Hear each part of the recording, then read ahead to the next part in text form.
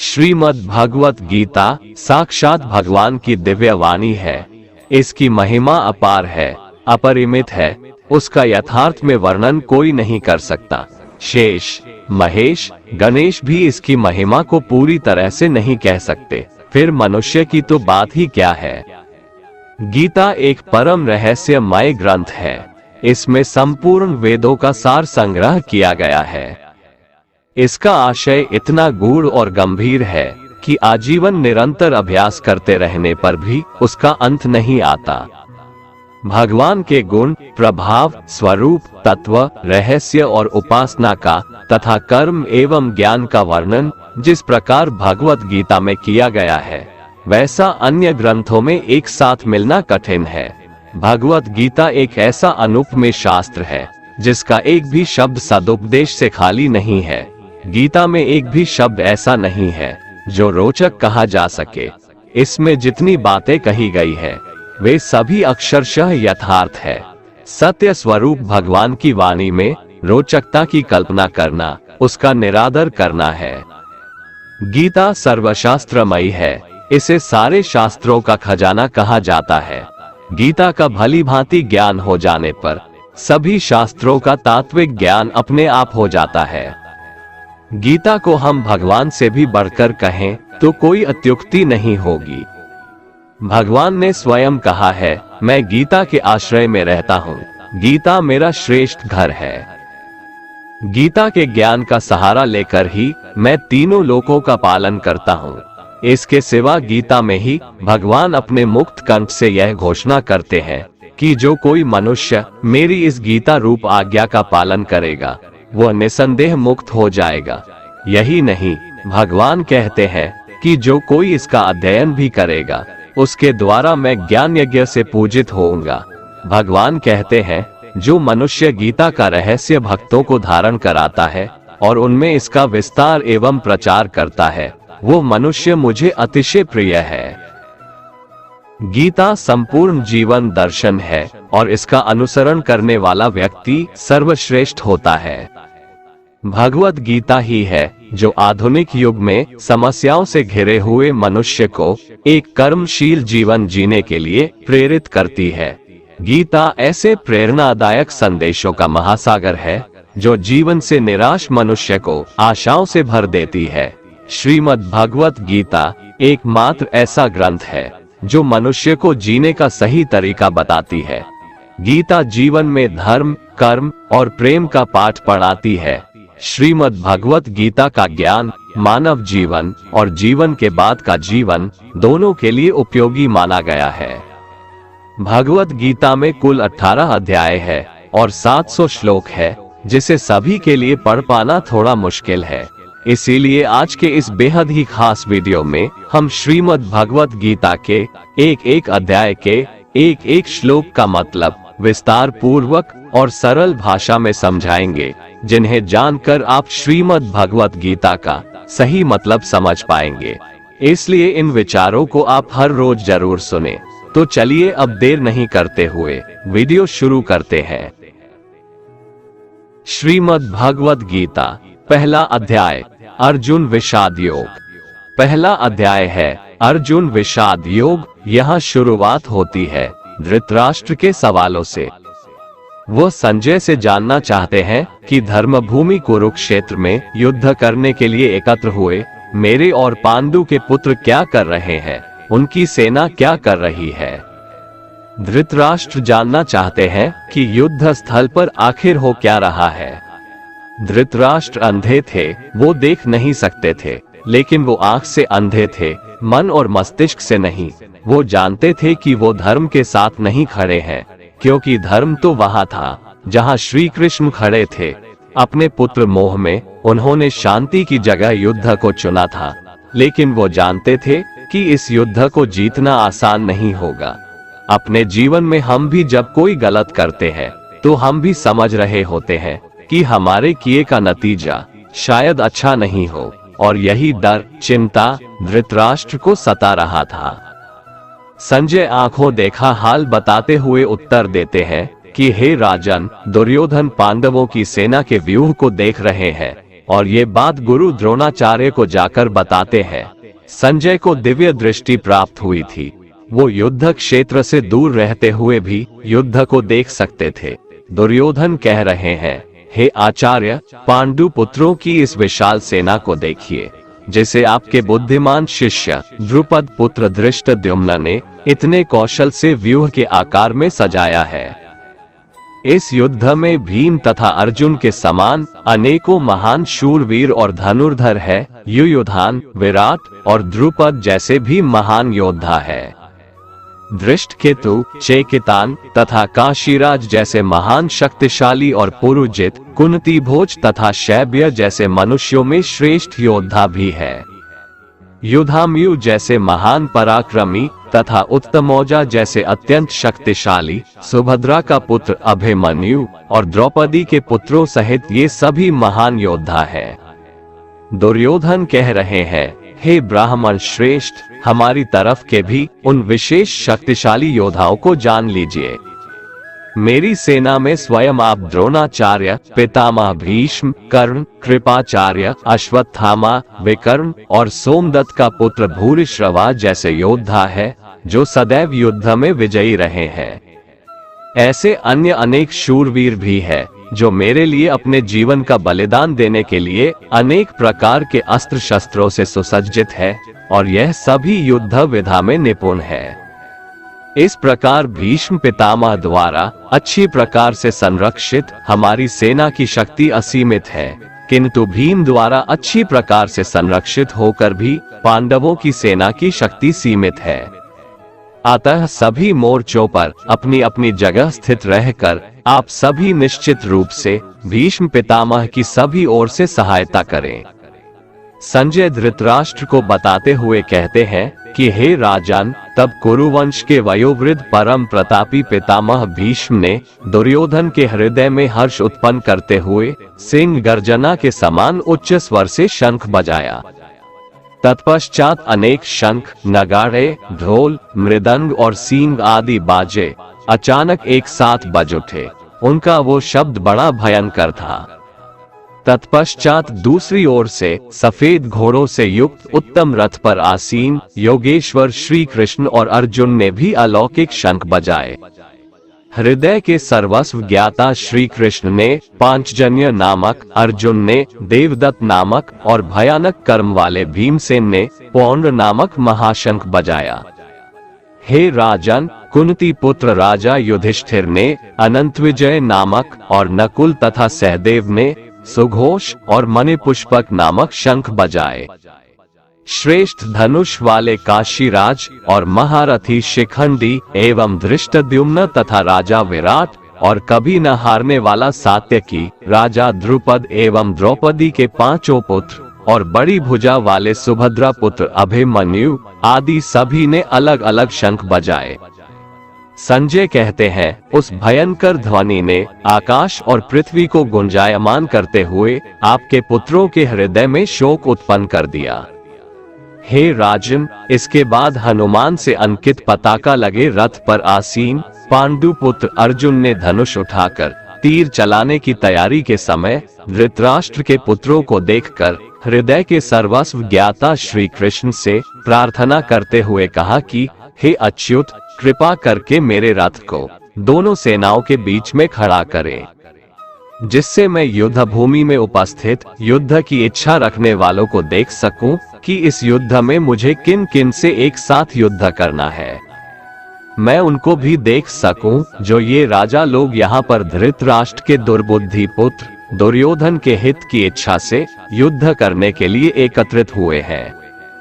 संजय ने कहा, हे भरतवंशी, अर्जुन द्वारा इस प्रकार कहे जाने पर हृदय के पूर्ण ज्ञाता श्री कृष्ण ने दोनों सेनाओं के बीच में उस उत्तम रथ को खड़ा कर दिया और भीष्म पितामह, आचार्य द्रोण तथा संसार के सभी राजाओं के सामने भगवान श्री कृष्ण ने कहा कि हे पार्थ, युद्ध के लिए एकत्रित हुए इन सभी कुरु वंश के सदस्यों को देख। वहां पृथापुत्र अर्जुन ने अपने ताऊ चाचा को, दादा परदादा को, गुरु को, मामा को, भाई को, पुत्रों को, पौत्रों को और मित्रों को देखा। कुंती पुत्र अर्जुन ने ससुरों को और शुभ चिंतकों सहित दोनों तरफ की सेनाओं में अपने ही सभी संबंधियों को देखा। तब करुणा से अभिभूत होकर शोक करते हुए अर्जुन ने कहा, हे कृष्ण, युद्ध की इच्छा वाले इन सभी मित्रों तथा संबंधियों को उपस्थित देखकर मेरे शरीर के सभी अंग कांप रहे हैं और मुख सूखा जा रहा है। मेरे हाथ से गांडीव धनुष छूट रहा है और त्वचा भी जल रही है। मेरा मन भ्रमित सा हो रहा है, इसलिए मैं खड़ा भी नहीं रह पा रहा हूँ। हे केशव, मुझे तो केवल अशुभ लक्षण ही दिखाई दे रहे हैं। युद्ध में स्वजनों को मारने में मुझे कोई कल्याण दिखाई नहीं देता है। हे कृष्ण, मैं न तो विजय चाहता हूँ और न ही राज्य और सुखों की इच्छा करता हूँ। हे गोविंद, हमें ऐसे राज्य, सुख अथवा इस जीवन से भी क्या लाभ है जिनके साथ हमें राज्य आदि सुखों को भोगने की इच्छा है। वही गुरुजन, परिवारजन, पुत्रगण, पितामह, मामा, ससुर और सारे संबंधी अपने जीवन के सभी सुखों को त्याग कर इस युद्ध भूमि में खड़े हैं। हे मधुसूदन, मैं इन सभी को मारना नहीं चाहता हूँ, भले ही यह सभी मुझे ही मार डाले। तीनों लोकों के राज्य के लिए भी मैं इन सभी को मारना नहीं चाहता, फिर पृथ्वी के लिए तो कहना ही क्या है। हे जनार्दन, धृतराष्ट्र के पुत्रों को मारकर हमें कौन सी प्रसन्नता मिलेगी, बल्कि इन आतताइयों को मारकर तो हमें पाप ही लगेगा। हे माधव, अतः मुझे धृतराष्ट्र के पुत्रों को उनके मित्रों और संबंधियों सहित मारना उचित नहीं लगता है, क्योंकि अपने ही कुटुंबियों को मारकर हम कैसे सुखी हो सकते हैं। यद्यपि लोभ के कारण इन भ्रमित चित्त वालों को कुल के नाश से उत्पन्न होने वाले दोष दिखाई नहीं देते हैं और मित्रों से विरोध करने में कोई पाप दिखाई नहीं देता है, परंतु हे जनार्दन, हम लोग तो कुल के नाश से उत्पन्न दोष को समझने वाले हैं। क्यों न हमें इस पाप से बचने के लिए विचार करना चाहिए। अर्जुन कहते हैं, कुल के नाश से सनातन कुल धर्म नष्ट हो जाते हैं तथा धर्म का नाश हो जाने पर संपूर्ण कुल में अधर्म फैल जाता है। हे कृष्ण, अधर्म अधिक बढ़ जाने से कुल की स्त्रियां दूषित हो जाती है। स्त्रियों के दूषित हो जाने पर अवांछित संतानें उत्पन्न होती है। अवांछित संतानों की वृद्धि से निश्चय ही कुल में नारकीय जीवन उत्पन्न होता है। ऐसे पतित कुलों के पितरी गिर जाते हैं, क्योंकि पिंड और जल के दान की क्रियाएं समाप्त हो जाती है। इन अवांछित संतानों के दुष्कर्मों से सनातन कुल धर्म और जाति धर्म नष्ट हो जाते हैं। हे जनार्दन, जिनका कुल धर्म नष्ट हो गया है, ऐसे मनुष्यों को अनिश्चित काल तक नरक में रहना पड़ता है, ऐसा हम सुनते आए हैं। कितने आश्चर्य की बात है कि हम लोग बुद्धिमान होकर भी महान पाप करने को तैयार हो गए हैं, जो राज्य और सुख के लोभ से अपने प्रियजनों को मारने के लिए आतुर हो गए हैं।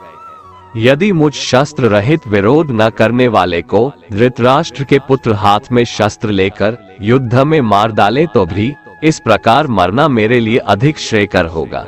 संजय ने कहा, इस प्रकार शोक से संतप्त हुआ मन वाला अर्जुन युद्ध भूमि में ये कहकर बाणों सहित धनुष को त्याग कर रथ के पिछले भाग में बैठ गया।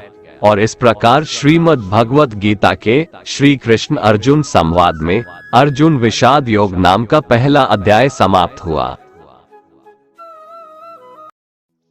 श्रीमद् भगवत गीता अध्याय 2 सांख्य योग। जय श्री कृष्ण। दोस्तों, पहले अध्याय में आपने सुना कि किस प्रकार दुर्योधन की सेना में अपने रिश्तेदारों, गुरुजनों को देखकर अर्जुन के पैर कांपने लगे। युद्ध में अपने कुल के नाश का डर अर्जुन को सताने लगा। शोक से संतप्त हुआ मन वाला अर्जुन युद्ध भूमि में बाणों सहित धनुष को त्याग कर रथ के पिछले भाग में बैठ गया। अब श्री भगवान उसका उत्तर देंगे और इस अध्याय का नाम है सांख्य योग। अब यहाँ से शुरुआत होती है उस ज्ञान की जिसके लिए भगवत गीता दुनिया का सबसे महानतम ग्रंथ है और ज्ञान का भंडार माना जाता है। संजय धृतराष्ट्र से कहते हैं कि हे राजन, उस प्रकार करुणा से व्याप्त और आंसुओं से पूर्ण तथा व्याकुल नेत्रों वाले शोकयुक्त उस अर्जुन के प्रति भगवान श्री कृष्ण ने यह वचन कहा। श्री भगवान बोले, हे अर्जुन, तुझे इस असमय में यह मोह किस हेतु से प्राप्त हुआ? क्योंकि न तो ये श्रेष्ठ पुरुषों द्वारा आचरित है, न स्वर्ग को देने वाला है और न ही कीर्ति को बढ़ाने वाला है। भगवान यहाँ अर्जुन से पूछते हैं कि हे अर्जुन, जबकि अब युद्ध शुरू होने वाला है, ऐसी अवस्था में बुद्धिमान होते हुए भी तुम्हारे अंदर ऐसा मोह कहाँ से आ गया?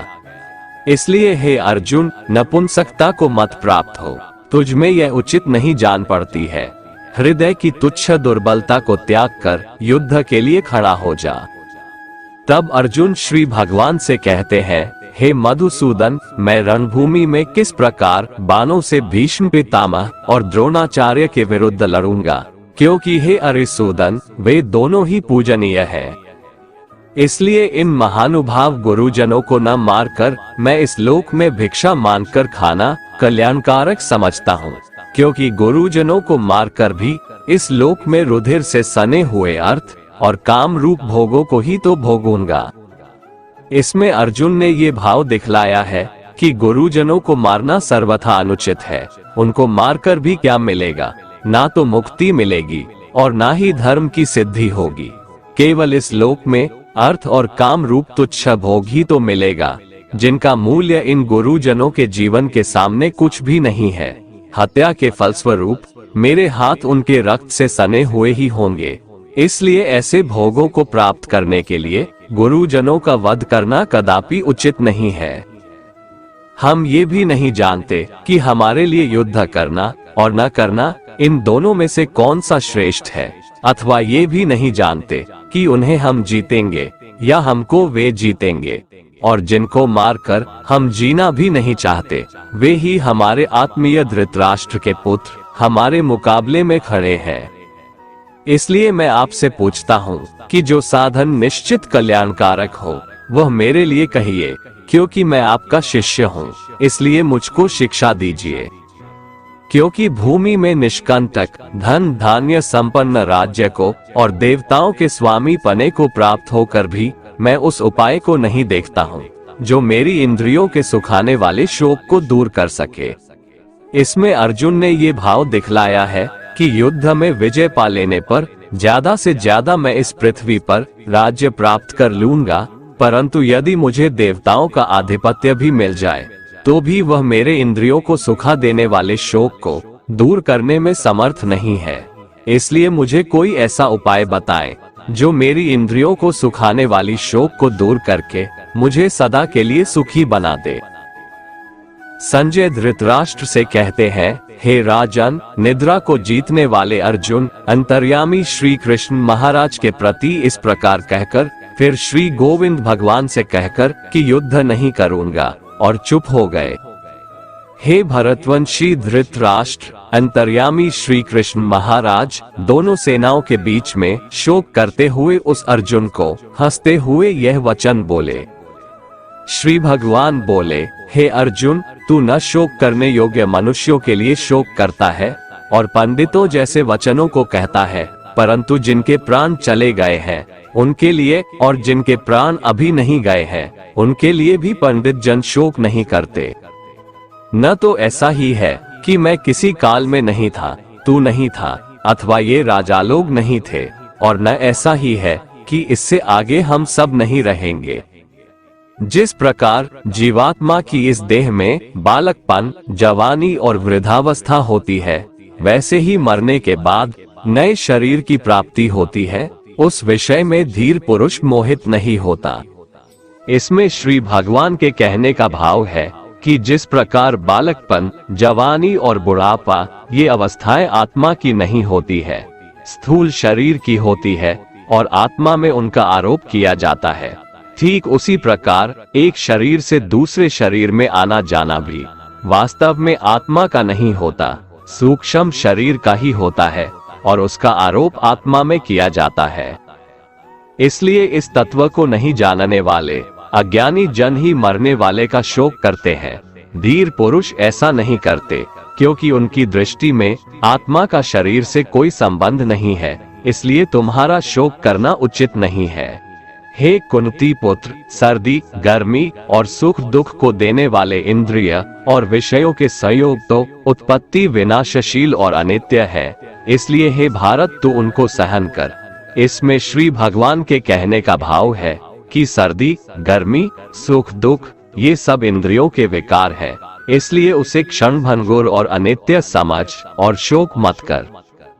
क्योंकि हे पुरुष श्रेष्ठ, दुख सुख को समान समझने वाले जिस धीर पुरुष को ये इंद्रिय और विषयों के संयोग व्याकुल नहीं करते, वह मोक्ष के योग्य होता है।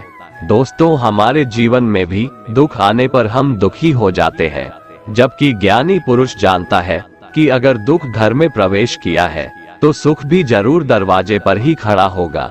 इसलिए जो मनुष्य किसी भी विषम परिस्थिति से व्याकुल नहीं होता, वैसा ज्ञानी मनुष्य परमात्मा की प्राप्ति का पात्र बन जाता है।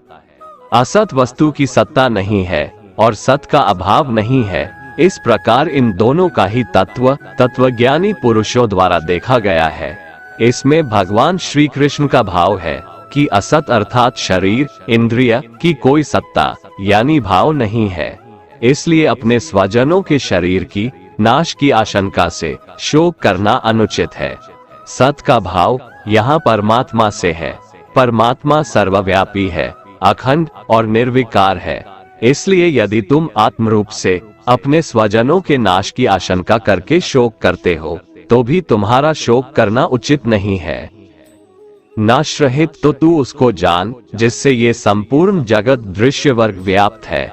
इस अविनाशी का विनाश करने में कोई भी समर्थ नहीं है। श्री भगवान कहते हैं, परमात्मा का कोई भी नाश नहीं कर सकता, इसीलिए परमात्मा ही सत है। उस नाश रहित अप्रमेय नित्य स्वरूप जीवात्मा के ये सब शरीर नाशवान कहे गए हैं। इसलिए हे भारतवंशी अर्जुन, तू युद्ध कर। यहाँ श्री कृष्ण का भाव है कि जब ये बात सिद्ध हो चुकी है कि शरीर नाशवान है, उनका नाश अनिवार्य है और आत्मा नित्य है, उसका कभी नाश नहीं होता, तो युद्ध करने में शोक का कोई कारण ही नहीं है। जो इस आत्मा को मारने वाला समझता है तथा जो इसको मरा मानता है, वे दोनों ही नहीं जानते, क्योंकि यह आत्मा वास्तव में न तो किसी को मारता है और न किसी के द्वारा मारा जाता है। यहाँ श्री भगवान का भाव है कि स्थूल शरीर से सूक्ष्म शरीर के वियोग को मरना कहते हैं, इसलिए मरने वाला स्थूल शरीर है।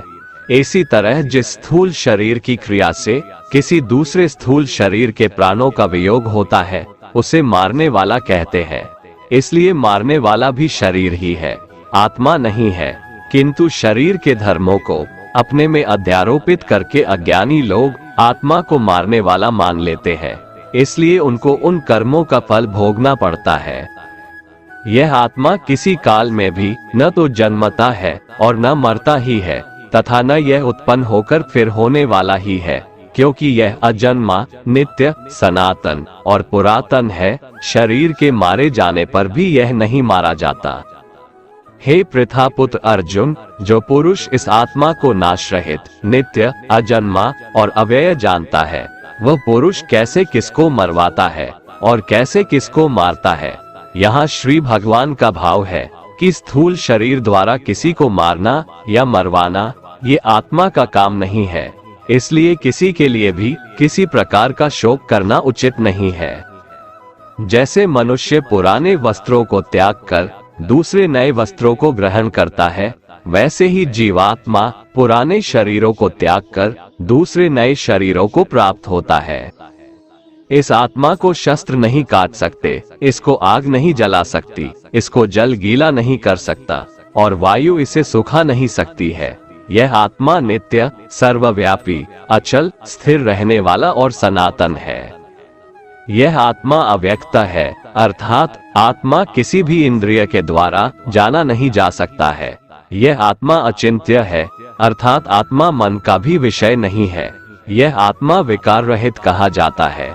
इसलिए हे अर्जुन, इस आत्मा को उपर्युक्त प्रकार से जानकर तू शोक करने योग्य नहीं है, अर्थात तुझे शोक करना उचित नहीं है। किंतु यदि तू इस आत्मा को सदा जन्म लेने वाला तथा सदा मरने वाला मानता है, तो भी हे महाबाहो, तू इस प्रकार शोक करने के योग्य नहीं है, क्योंकि इस मान्यता के अनुसार जन्मे हुए की मृत्यु निश्चित है और मरे हुए का जन्म निश्चित है। इससे भी इस बिना उपाय वाले विषय में तू शोक करने के योग्य नहीं है। हे अर्जुन, संपूर्ण प्राणी जन्म से पहले अप्रकट थे और मरने के बाद भी अप्रकट हो जाने वाले हैं, केवल बीच में ही प्रकट है। फिर ऐसी स्थिति में क्या शोक करना है? कोई एक महापुरुष ही इस आत्मा को आश्चर्य की भांति देखता है, वैसा ही दूसरा कोई महापुरुष ही इसके तत्व का आश्चर्य की भांति वर्णन करता है, तथा दूसरा कोई अधिकारी पुरुष ही इसे आश्चर्य की भांति सुनता है, और कोई कोई तो सुनकर भी इसको नहीं जानता। यहाँ श्री भगवान का भाव है कि आत्मा आश्चर्यमय है, इसलिए उसे देखने वाला संसार में कोई विरला ही होता है और वह उसे आश्चर्य की भांति देखता है। जो महापुरुष परमात्मा को जानने वाले हैं, जो संपूर्ण वेदों और शास्त्रों के ज्ञाता हैं, वे ही आत्मा का वर्णन कर सकते हैं और उनका वर्णन करना भी आश्चर्य की भांति होता है। इस आत्मा के वर्णन को सुनने वाला सदाचारी आस्तिक पुरुष भी कोई विरला होता है और उसका सुनना भी आश्चर्य की भांति होता है। हे अर्जुन, यह आत्मा सबके शरीरों में सदा ही अवध्य है, इसका कभी नाश नहीं हो सकता। इस कारण संपूर्ण प्राणियों के लिए तू शोक करने के योग्य नहीं है, तथा अपने धर्म को देखकर भी तू शोक करने के योग्य नहीं है, अर्थात तुझे भय नहीं करना चाहिए, क्योंकि क्षत्रिय के लिए धर्म युक्त युद्ध से बढ़कर दूसरा कोई कल्याणकारी कर्तव्य नहीं है। हे पार्थ, अपने आप प्राप्त हुए और खुले हुए स्वर्ग के द्वार रूपी इस प्रकार के युद्ध को भाग्यवान क्षत्रिय लोग ही पाते हैं। किंतु यदि तू इस धर्मयुक्त युद्ध को नहीं करेगा तो स्वधर्म और कीर्ति को खोकर पाप को प्राप्त होगा, तथा सब लोग अनंत काल तक तेरी अपकीर्ति की चर्चा करेंगे, और माननीय पुरुष के लिए अपकीर्ति मरण से भी बढ़कर है। और जिनकी दृष्टि में तू पहले बहुत सम्मानित होकर अब लघुता को प्राप्त होगा, वे महारथी लोग तुझे भय के कारण युद्ध से हटा हुआ मानेंगे। तेरे वैरी लोग अर्थात तुम्हारे शत्रुगण तेरे सामर्थ्य की निंदा करते हुए तुझे बहुत से न कहने योग्य वचन भी कहेंगे। उससे अधिक दुख और क्या होगा? या तो तू युद्ध में मारा जाएगा और स्वर्ग को प्राप्त होगा, अथवा संग्राम में जीतकर पृथ्वी का राज्य भोगेगा। इस कारण हे अर्जुन, तू युद्ध के लिए निश्चित करके खड़ा हो जा। जय पराजय, लाभ हानि और सुख दुखों को समान समझकर युद्ध के लिए तैयार हो जा। इस प्रकार युद्ध करने से तू पाप को नहीं प्राप्त होगा। हे पार्थ, ये बुद्धि भी तेरे लिए ज्ञान योग के विषय में कही गई, और अब तू इसको कर्म योग के विषय में सुन। जिस बुद्धि को जानकर तू कर्मों के बंधन को भली भांति त्याग देगा, अर्थात सर्वथा नष्ट कर डालेगा। इस कर्मयोग में आरंभ का अर्थात बीज का नाश नहीं है और उल्टा फल रूप दोष भी नहीं है, बल्कि इस कर्म योग रूप धर्म का थोड़ा सा भी साधन जन्म मृत्यु रूप महान भय से रक्षा कर लेता है। यहाँ श्री भगवान के कहने का भाव है कि कर्मयोग का कभी नाश नहीं होता। इसके संस्कार साधक के अंतःकरण में स्थित हो जाते हैं और वे साधक को दूसरे जन्म में पुनः साधन में लगा देते हैं। निष्काम भाव से किए गए कर्मों का विपरीत परिणाम भी नहीं होता है और ऐसा साधक भगवान को प्राप्त हो जाता है। हे अर्जुन, इस कर्मयोग में निश्चयात्मिका बुद्धि भी एक ही होती है, किंतु अस्थिर विचार वाले विवेकहीन सकाम मनुष्यों की बुद्धियां निश्चय ही बहुत भेदों वाली और अनंत होती है। जब फैसला लेना हो तो बुद्धि एक ही होती है, लेकिन जहाँ सोच की, फैसले की, निर्णय की कमी हो, वहाँ कई बुद्धियां काम करती है। यहाँ अनिर्णय की स्थिति के बारे में कहा गया है। जब आप फैसला नहीं ले पाते हैं तो ना जाने कई दिशाओं में आपका ध्यान, आपकी बुद्धि जाती है, लेकिन अगर आप निर्णय करने की सोच ले तो उसके बाद सिर्फ उस काम को करने का ही प्रण होता है। हे अर्जुन, जो भोगों में तन्मय हो रहे हैं, जो कर्मफल के प्रशंसक वेदवाक्यों में ही प्रीति रखते हैं, जिनकी बुद्धि में स्वर्ग ही परम प्राप्य वस्तु है और जो स्वर्ग से बढ़कर दूसरी कोई वस्तु ही नहीं है, यानी ऐसे लोग जो कर्म के बदले में होने वाले सिर्फ फल या लाभ की बात करते हैं, तो वह कर्म नहीं स्वार्थ बन जाता है, उसे कर्म नहीं कह सकते। हे अर्जुन, जो अज्ञानी लोग सिर्फ दिखाव शोभायुक्त वाणी को कहते हैं, वो ढोंगी होते हैं। वो कहते बहुत कुछ है लेकिन करते बहुत कम है। ऐसे लोगों से बचकर रहना चाहिए। जो कर्म की बातें सिर्फ भोग और ऐश्वर्य के लिए करते हैं, जिनका ध्येय सिर्फ भोग और ऐश्वर्य है, उन पुरुषों की परमात्मा में निश्चयात्मिका बुद्धि नहीं होती। हे अर्जुन, वेदों के कर्मकांड हमारी प्रकृति के 3 गुणों से जुड़े हैं, इसलिए तू उन भोगों एवं उनके साधनों में आसक्तिहीन, हर्ष शोकादि द्वंद्वों से रहित, नित्य वस्तु परमात्मा में स्थित, योग और क्षेम को न चाहने वाला और स्वाधीन अंत करण वाला हो। यहाँ श्री भगवान कहते हैं, वेद भी सिर्फ 3 गुणों में समाप्त हो जाते हैं, उससे आगे वे भी नहीं जानते। उससे आगे है कर्म योग। श्री भगवान का कहना है कि कर्म करो लेकिन उससे आसक्ति मत रखो। बेहद बड़े जलाशय के प्राप्त हो जाने पर छोटे जलाशय में मनुष्य का जितना प्रयोजन रहता है, उसी तरह से जिसने ब्रह्म तत्व को समझ लिया, तब उसके लिए वेदों की कोई आवश्यकता नहीं रह जाती है। तेरा कर्म करने में ही अधिकार है, उसके फलों में कभी नहीं। इसलिए तू कर्मों के फल के लिए काम मत कर, लेकिन ऐसा भी ना हो कि तू काम ही मत कर। कर्म करना है लेकिन फल के लिए नहीं। हे धनंजय, तू आसक्ति को त्याग कर तथा सिद्धि और असिद्धि में समान बुद्धि वाला होकर योग में स्थित हुआ कर्तव्य कर्मों को कर। फल की इच्छा के लिए कर्म मत कर। तुमको कर्मयोगी बनने के लिए संभाव में स्थित होकर कर्म करना चाहिए। सकाम कर्मों को बुद्धि योग की अपेक्षा अत्यंत नीचा बतलाकर भगवान ने भाव दिखलाया है कि सकाम कर्मों का फल नाशवान क्षणिक सुख की प्राप्ति है और कर्मयोग का फल परमात्मा की प्राप्ति है। इसलिए दोनों में दिन और रात की भांति महान अंतर है। समबुद्धि युक्त पुरुष पुण्य और पाप दोनों को इसी लोक में त्याग देता है, अर्थात उनसे मुक्त हो जाता है। इससे तू समत्व रूप योग में लग जा। ये समत्व रूप योग ही कर्मों में कुशलता है, अर्थात कर्म बंधन से छूटने का उपाय है। क्योंकि समबुद्धि से युक्त ज्ञानी जन कर्मों से उत्पन्न होने वाले फल को त्याग कर जन्म रूप बंधन से मुक्त होकर निर्विकार परम पद को प्राप्त हो जाते हैं। जिस काल में तेरी बुद्धि मोह रूप दलदल को भली भांति पार कर जाएगी, उस समय तू सुने हुए और सुनने में आने वाले इस लोक और परलोक संबंधी सभी भोगों से वैराग्य को प्राप्त हो जाएगा। भांति भांति के वचनों को सुनने से विचलित हुई तेरी बुद्धि जब परमात्मा में अचल और स्थिर ठहर जाएगी, तब तो योग को प्राप्त हो जाएगा, अर्थात तेरा परमात्मा से नित्य सहयोग हो जाएगा। अर्जुन बोले, हे केशव, समाधि में स्थित परमात्मा को प्राप्त हुए स्थिर बुद्धि पुरुष का क्या लक्षण है? वो स्थिर बुद्धि पुरुष कैसे बोलता है, कैसे बैठता है और कैसे चलता है? श्री भगवान बोले, हे अर्जुन, जिस काल में ये पुरुष मन में स्थित संपूर्ण कामनाओं को भली भांति त्याग देता है और आत्मा से आत्मा में ही संतुष्ट रहता है, उस काल में वो स्थित प्रज्ञ कहा जाता है। दुखों की प्राप्ति होने पर जिसके मन में उद्वेग नहीं होता, सुखों की प्राप्ति में जो सर्वथा स्पृहा रहित है तथा जिसके राग, भय और क्रोध नष्ट हो गए हैं, ऐसा मुनि स्थिर बुद्धि कहा जाता है। जो पुरुष सर्वत्र स्नेह रहित होकर शुभ या अशुभ वस्तु को प्राप्त होकर न प्रसन्न होता है और न द्वेष करता है, उसकी बुद्धि स्थिर है।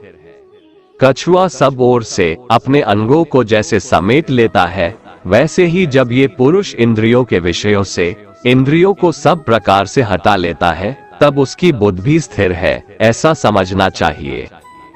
इसलिए साधक को चाहिए कि वह उन संपूर्ण इंद्रियों को वश में करके समाहित चित होकर मेरा ध्यान करे, क्योंकि जिस पुरुष की इंद्रियां वश में होती है, उसी की बुद्धि स्थिर हो जाती है।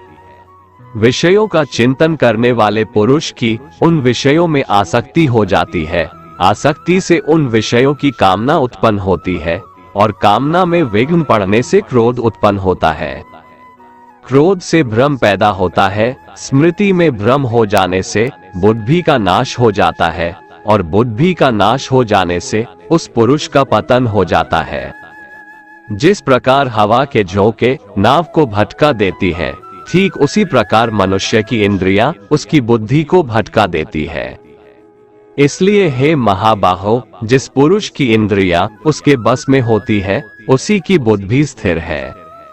भगवान श्री कृष्ण कहते हैं, जिस प्रकार समुद्र की स्थिति अचल है, भारी से भारी आंधी तूफान आने पर या अनेक नदियों के जल प्रवाह उसमें प्रविष्ट होने पर भी वो अपनी स्थिति से विचलित नहीं होता, मर्यादा का त्याग नहीं करता, उसी प्रकार परमात्मा के स्वरूप में स्थित योगी की स्थिति भी सर्वथा अचल होती है। बड़े से बड़े सांसारिक सुख दुखों का संयोग वियोग होने पर भी उसकी स्थिति में जरा भी अंतर नहीं पड़ता। वह योगी परमात्मा में नित्य निरंतर अटल और एकरस स्थित रहता है। जो मनुष्य संपूर्ण कामनाओं को त्याग कर ममता रहित, अहंकार रहित और स्पृहा रहित होकर विचरण करता है, वही मनुष्य शांति को प्राप्त कर पाता है। श्रीमद् भगवत गीता अध्याय 3 कर्म योग। अर्जुन पूछते हैं, हे जनार्दन, यदि आपको कर्म की अपेक्षा ज्ञान श्रेष्ठ लगता है, तो फिर हे केशव, मुझे इस भयंकर कर्म में क्यों लगा रहे हैं? आप मिले हुए वचनों को कहकर मेरी बुद्धि को मानो मोहित कर रहे हैं। इसलिए एक बात बताओ प्रभु, जिससे मेरी उलझन दूर हो सके, जिससे मैं कल्याण को प्राप्त हो जाऊं। श्री भगवान बोले, हे निष्पाप, इस दुनिया में दो प्रकार की निष्ठा यानी दो प्रकार का विश्वास है। एक है सांख्य योग, जिसका रिश्ता ज्ञान से है, और दूसरा है कर्म योग, जिसका लेना देना सिर्फ कर्म से है। अपनी इंद्रियों को वश में कर परमात्मा में ध्यान लगाना ज्ञान योग से होता है, और इसको कहते हैं संन्यास या सांख्य योग। और दूसरा होता है कर्म योग, मतलब निष्काम कर्म करके फल में आसक्ति ना रखना। मनुष्य न तो कर्मों का आरंभ किए बिना निष्कर्मता को यानी योग निष्ठा को प्राप्त होता है, और न कर्मों के केवल त्याग मात्र से सिद्धि यानी सांख्य निष्ठा को ही प्राप्त होता है। अर्थात कर्म को छोड़ देने से या उसे त्याग देने से न तो कोई सन्यासी बन सकता है और न ही कोई कर्मयोगी बन सकता है। निसंदेह कोई भी मनुष्य किसी भी काल में क्षण मात्र भी बिना कर्म किए नहीं रहता, क्योंकि सारा मनुष्य समुदाय कर्म करने के लिए ही पैदा हुआ है। बिना कर्म किए कोई रह नहीं सकता है। जो मंदबुद्धि मनुष्य सिर्फ दिखावे के लिए कहता है कि उसने समस्त इंद्रियों को वश में कर लिया है, परंतु वह मन ही मन उन इंद्रियों के विषयों का चिंतन करता रहता है, वह मनुष्य मिथ्याचारी अर्थात दंभी कहा जाता है। किंतु हे अर्जुन, जो पुरुष मन से इंद्रियों को वश में करके अनासक्त हुआ समस्त इंद्रियों द्वारा कर्मयोग का आचरण करता है, वही श्रेष्ठ है, अर्थात वही कर्म योगी है।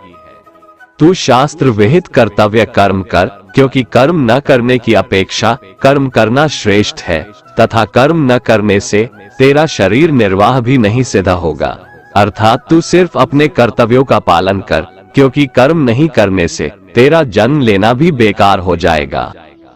हे अर्जुन, तू यज्ञ समझकर अपना कर्म कर। जिस प्रकार यज्ञ समाज और प्रजा की भलाई के लिए किया जाता है, उसी तरह तू इस युद्ध को यज्ञ समझकर अर्थात अपना कर्तव्य समझकर कर्म कर।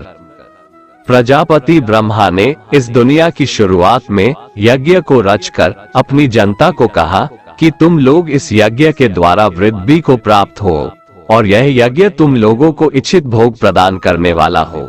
यज्ञ एक तरीके से हमें रास्ता दिखाता है, हमें कर्म करना सिखाता है। ब्रह्मा कहते हैं कि यज्ञ के द्वारा देवताओं को खुश करना चाहिए, और फिर वे देवता खुश हो करके हम सबकी भलाई करेंगे।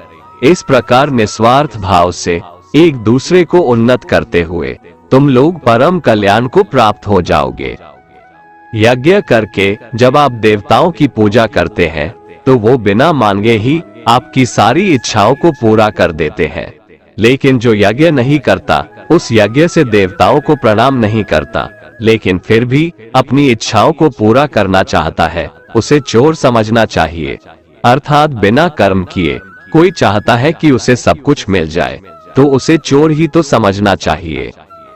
यज्ञ से बचे हुए अन्न को खाने वाले श्रेष्ठ पुरुष सब पापों से मुक्त हो जाते हैं, और जो पापी लोग अपना शरीर पोषण करने के लिए ही अन्न पकाते हैं वे तो पाप को ही खाते हैं। अर्थात जो लोग ईश्वर को याद किए बिना अपने जिंदा रहने में ही लगे रहते हैं उन्हें चोर समझना चाहिए। अगर अन्न खत्म हो जाए तो सब खत्म हो जाएंगे। संपूर्ण प्राणी अन्न से उत्पन्न होते हैं। अन्न की उत्पत्ति वृष्टि से होती है, यानी कि बारिश, और बारिश यज्ञ से होती है, और यज्ञ कर्मों से होते हैं, और कर्म की उत्पत्ति वेद से। हमारी संस्कृति का सारा ज्ञान वेद से ही तो आया है, और वेद परम पिता परमात्मा से उत्पन्न हुआ है। इससे सिद्ध होता है कि यज्ञ और ईश्वर में सीधा संबंध है। हे पार्थ, जो पुरुष परंपरा से नहीं चलता, सृष्टि चक्र के नियमों का पालन नहीं करता, अर्थात अपने कर्तव्य का पालन नहीं करता, वह इंद्रियों के द्वारा भोगों को भोगने वाला पापी पुरुष व्यर्थ ही जीता है।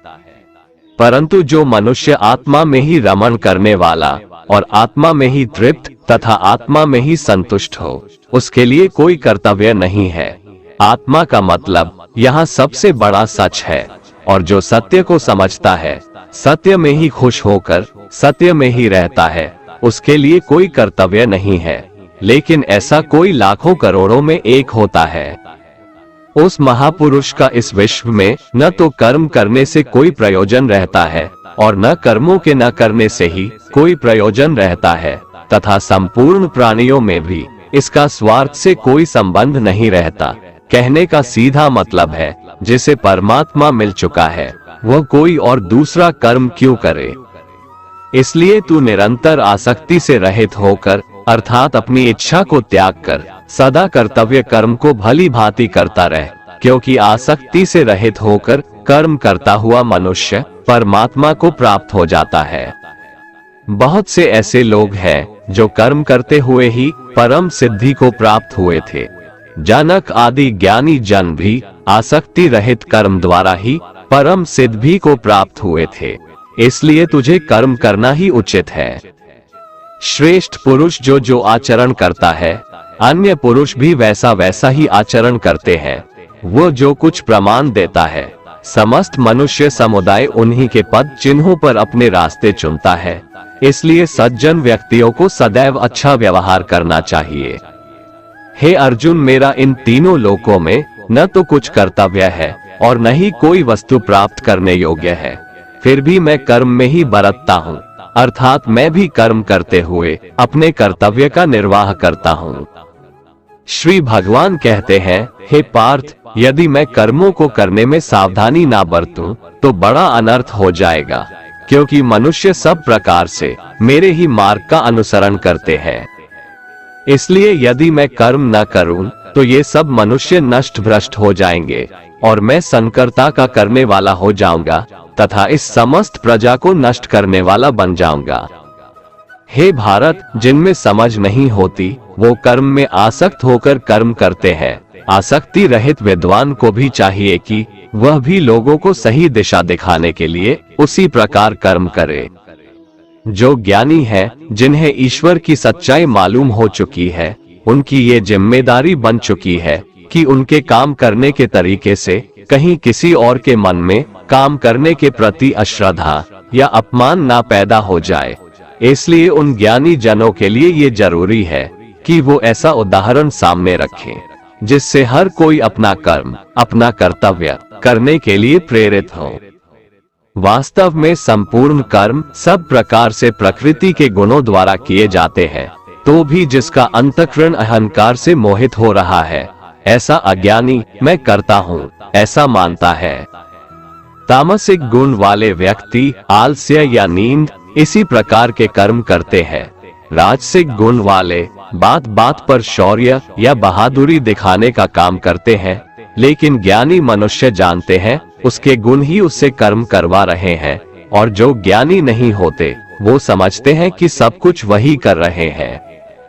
कर्म में लगे हुए ज्ञानियों को ये जानना चाहिए कि गुण ही उनसे कर्म करवाते हैं, वो खुद कुछ भी नहीं करते।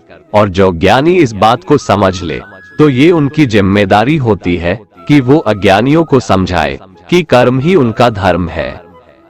श्री कृष्ण अर्जुन से कहते हैं कि तुम मुझ अंतर्यामी परमात्मा में अपने सारे कर्मों को अर्पण कर आशा और ममता को छोड़कर युद्ध करो। जो कोई मनुष्य दोष दृष्टि से रहित और श्रद्धा युक्त होकर मेरे इस मत का सदा अनुसरण करते हैं, वे भी संपूर्ण कर्मों से छूट जाते हैं। परंतु जो मनुष्य मुझ में दोषारोपण करते हुए मेरे इस मत के अनुसार नहीं चलते हैं, उन मूर्खों को तू संपूर्ण ज्ञानों में मोहित और नष्ट हुआ ही समझ। श्रीमद् भगवत गीता अध्याय 4 ज्ञान कर्म संन्यास योग। जय श्री कृष्ण। दोस्तों, जिस प्रकार कहावत है कि नेकी कर दरिया में डाल, ठीक उसी प्रकार कर्म का ज्ञान कहता है कि कर्म कर और उसे भगवान को समर्पित कर दे। गीता के 4थे अध्याय में श्री भगवान ज्ञान कर्म और संन्यास योग के बारे में बताएंगे।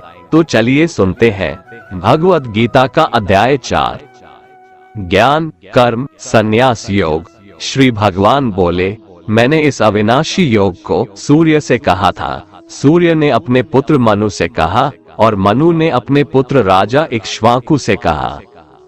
हे परंतप अर्जुन, इस प्रकार परंपरा से प्राप्त इस योग को राजर्षियों ने जाना, किंतु उसके बाद वह योग बहुत काल से इस पृथ्वी लोक में लुप्त हो गया। तू मेरा भक्त और प्रिय सखा है, इसलिए ये पुरातन योग आज मैंने तुझको कहा है, क्योंकि यह बड़ा ही उत्तम रहस्य है, अर्थात गुप्त रखने योग्य विषय है। अर्जुन बोले, आपका जन्म तो अभी हाल का है और सूर्य का जन्म बहुत पुराना है, अर्थात कल्प के आदि में हो चुका था। तब मैं इस बात को कैसे समझूं कि आप ही ने कल्प के आदि में सूर्य से यह योग कहा था। श्री भगवान बोले, हे परंतप अर्जुन, मेरे और तेरे बहुत से जन्म हो चुके हैं, उन सबको तू नहीं जानता, किंतु मैं जानता हूँ। मैं अजन्मा और अविनाशी स्वरूप होते हुए भी तथा समस्त प्राणियों का ईश्वर होते हुए भी अपनी प्रकृति को अधीन करके अपनी योग माया से प्रकट होता हूँ। हे भारत, जब जब धर्म की हानि और अधर्म की वृद्धि होती है, तब तब मैं अपने रूप को रचता हूँ, अर्थात साकार रूप से लोगों के सम्मुख प्रकट होता हूँ।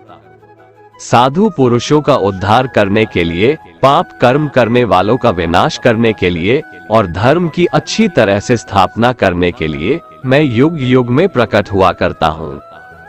हे अर्जुन, मेरे जन्म और कर्म दिव्य है, अर्थात निर्मल और अलौकिक है। इस प्रकार जो मनुष्य इस तत्व को अच्छे से जान लेता है, वह शरीर को त्याग कर फिर जन्म को प्राप्त नहीं होता, किंतु मुझे ही प्राप्त होता है। पहले भी जिनके राग भय और क्रोध सर्वथा नष्ट हो गए थे और जो मुझ में अनन्य प्रेम पूर्वक स्थिर रहते थे, ऐसे मेरे आश्रित रहने वाले बहुत से भक्त उपरयुक्त ज्ञान रूप ताप से पवित्र होकर मेरे स्वरूप को प्राप्त हो चुके हैं। हे अर्जुन, जो भक्त मुझे जिस प्रकार भजते हैं, मैं भी उनको उसी प्रकार भजता हूँ, क्योंकि सभी मनुष्य सब प्रकार से मेरे ही मार्ग का अनुसरण करते हैं। इस मनुष्य लोक में कर्मों के फल को चाहने वाले लोग देवताओं का पूजन किया करते हैं, क्योंकि उनको कर्मों से उत्पन्न होने वाली सिद्धि शीघ्र मिल जाती है। ब्राह्मण, क्षत्रिय, वैश्य और शूद्र, इन 4 वर्णों का समूह गुण और कर्मों के अनुसार मेरे द्वारा रचा गया है। इस प्रकार उस सृष्टि रचनादि कर्म का कर्ता होने पर भी मुझ अविनाशी परमेश्वर को तू वास्तव में अकर्ता ही जान। कर्मों के फल में मेरी स्पृहा नहीं है, इसलिए मुझे कर्म लिप्त नहीं करते। यहाँ श्री भगवान के कहने का भाव है कि कर्म करो, लेकिन फल की इच्छा से नहीं, बस अपना कर्म करते जाओ और आगे बढ़ते जाओ। पूर्व काल में पूर्वजों ने भी इस प्रकार मेरे बताए अनुसार ही कर्म किए हैं और मोक्ष को प्राप्त हुए हैं। इसलिए अगर तू भी मोक्ष को पाना चाहता है, तो पूर्वजों द्वारा सदा से किए जाने वाले कर्मों को ही कर। कर्म क्या है और अकर्म क्या है, इस प्रकार इसका निर्णय करने में बुद्धिमान पुरुष भी मोहित हो जाते हैं। इसलिए वह कर्म तत्व मैं तुझे भली भांति समझा कर कहूंगा, जिसे जानकर तू अशुभ से अर्थात कर्म बंधन से मुक्त हो जाएगा। यहाँ श्री भगवान बताएंगे कि सही में कर्म क्या है। कर्म का स्वरूप भी जानना चाहिए और अकर्म का स्वरूप भी जानना चाहिए तथा विकर्म का स्वरूप भी जानना चाहिए। जो मनुष्य कर्म में अकर्म देखता है और जो अकर्म में कर्म देखता है, वह मनुष्यों में बुद्धिमान है और वह योगी समस्त कर्मों को करने वाला है। यहाँ श्री भगवान का भाव है कि जो मनुष्य कर्म तो करता है लेकिन उस कर्म में अकर्म को देखता है, अर्थात ये नहीं सोचता है कि मैं ही करता हूँ, वो फल की इच्छा नहीं रखता, सही मायने में वैसा बुद्धिमान पुरुष योगी के समान है। हे अर्जुन, जिसके संपूर्ण कर्म बिना कामना और संकल्प के होते हैं तथा जिसके समस्त कर्म ज्ञान रूप अग्नि के द्वारा भस्म हो गए हैं, अर्थात जो कर्मों के बंधन से मुक्त हो चुके हैं, जिन्हें परमात्मा की प्राप्ति हो गई है, उस महापुरुष को ज्ञानी जन भी पंडित कहते हैं। जो पुरुष समस्त कर्मों में और उनके फल में आसक्ति का सर्वथा त्याग करके संसार के आश्रय से रहित हो गया है और परमात्मा में नित्य तृप्त है, उसके लिए भगवान की भक्ति के अलावा और कोई कर्म नहीं रह जाता है, अर्थात वह कर्म करते हुए भी वास्तव में कुछ भी नहीं करता। जिसने अपने मन और इंद्रियों को जीत लिया है और जिसने समस्त भोगों की सामग्री का परित्याग कर दिया है, ऐसा आशा रहित पुरुष केवल शरीर संबंधी कर्म करता हुआ भी पापों को नहीं प्राप्त होता है। जिसको बिना मांगे जो मिले उसी में संतुष्ट रहता है, जो न किसी से ईर्ष्या करता है और न द्वेष, जो सुख दुख को एक समान भाव से देखता है, ऐसा मनुष्य कर्म योगी कहलाता है। जिसकी आसक्ति सर्वथा नष्ट हो गई है, जो अपने देह पर अभिमान नहीं करता और जो ममता से रहित हो गया है, जिसका चित्त निरंतर परमात्मा के ज्ञान में स्थित रहता है, वैसा कर्मयोगी अपना कर्म यज्ञ की तरह करता है और मोक्ष को प्राप्त होता है।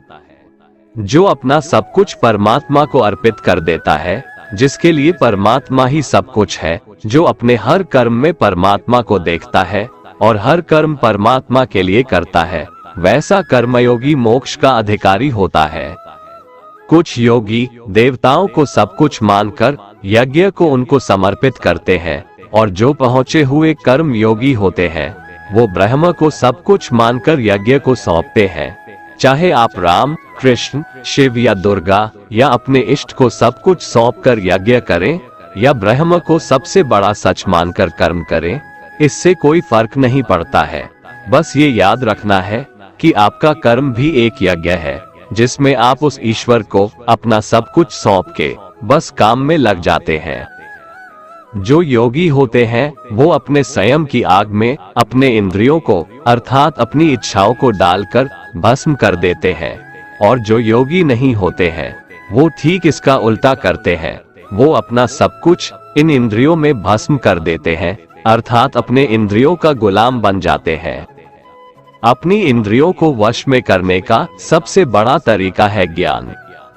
ज्ञान से ही योगी लोग अपने मन को नियंत्रण में करते हैं। जब भी कोई बुरा विचार आता है तो उनका ज्ञान ही उसे बताता है कि उनका लक्ष्य ये नहीं है।